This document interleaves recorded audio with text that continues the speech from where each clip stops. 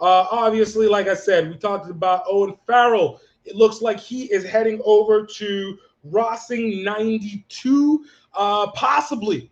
And we talked about this a little bit a few weeks ago, last year, about the possibility of Maro Toji moving on because of reduced salary, or having to separate because of the fact that Premiership Rugby is reducing its salary cap by almost $2 million per year, and it wasn't already very much to begin with.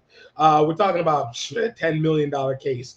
But Owen Farrell is being wooed also by Rossi 92. This is the same team that got Sia Khaleesi to go from South Africa all the way over to Rossi 92, which they are top of the roster. So it would be a good thing. And look, this speaks a lot to the volume of what is the impact that's happening with rugby.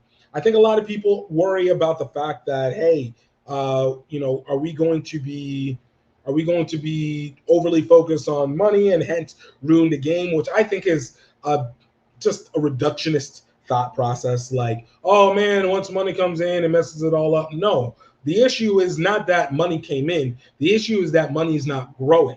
And you're doing desperate things because you don't have it. It's broke mindset, right? We're broke in rugby. We're broke. The system is, well, it's a little bit broke. But from a business model standpoint, it's a broke setup. And so you're doing things. Right now, we know France, top 14, absolutely killing it when it comes to paying players because they just use money like it's water, that they get weird debt tax stuff that comes off from it. Japan Rugby League 1 getting players. Why? Because they usually have companies attached to them. They're not directly attached. Now the companies are more of the sponsors of the teams that they normally previously were the owners of, but it's still that same concept. And is England with Premiership Rugby falling apart because the model is failing? We already lost 2 teams.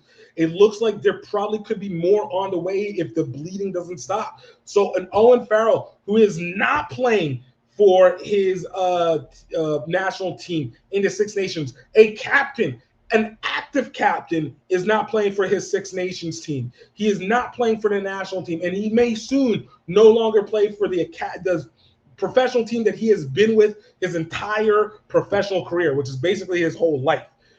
We're seeing a Maro Toji. Could he possibly go as well too? That Saracens team slowly falling apart. Like, this is a big deal in the structure of rugby. I do wonder if there could be a consolidation where it's not just the European Investec Cup, or you get the URC, or then you get top 14, but there could be consolidation that involves everybody kind of moving into a top 14 or becoming just a URC and reducing the amount of games so that they can get better distribution on the money. South Africa came up to URC because obviously, 1, it was better travel, but 2, financially more prevalent for them.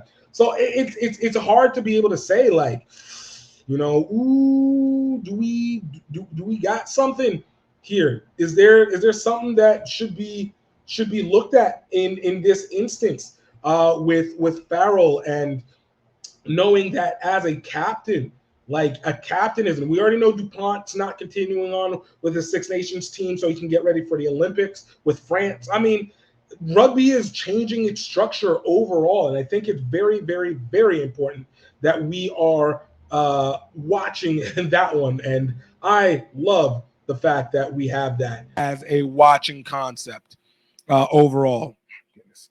But what are you guys' thoughts? Like, what is your thoughts on the Premiership Rugby? I think on the show there were JBL talked about the factor of maybe there should be a worldwide URC where each region has their professional club teams, and then they come together as club teams to compete against each other. I think this proposal has also been kind of put together with World Rugby with a possible Club Rugby World Cup kind of situation. So, we could see that, and that might be the saving grace because we have so many layers and they're kind of eating each other up. Mick in the past has talked about it as farming, and instead of going to go harvest, we are milking the cow that's skin and bones basically right now and seeing it. So let me know where you guys' thoughts are in the comments. Let me know where you guys feel with all this. In God said.